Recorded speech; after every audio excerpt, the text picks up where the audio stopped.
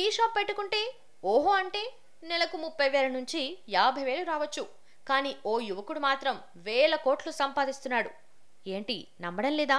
కానీ ఇది ముమ్మాటికి నిజం. అది కూడా లక్షల జీతం వచ్చే ఉద్యోగాన్ని వదిలి టీ వ్యాపారం చేస్తూ అద్భుతాలు సృష్టిస్తున్నాడు. నితిన్ సలూజా ఢిల్లీ వీధుల్లో పెరిగాడు.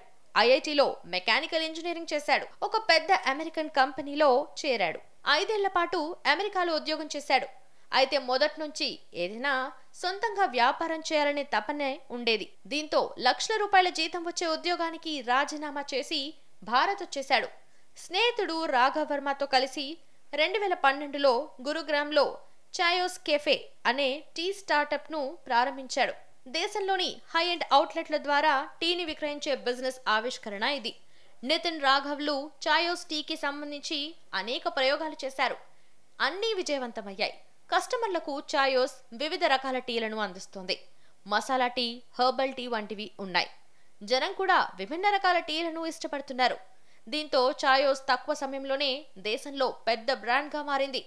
చాయోస్ వెబ్సైట్ ప్రకారం జూలై 2022 నాటికి దేశవ్యాప్తంగా 200 అవుట్లెట్లను కలిగి ఉంది. ఇదే సమయంలో రాబోయే కొన్నేళ్లలో ఈ సంస్థను 1000కి తీసుకెళ్లాలని భావిస్తోంది.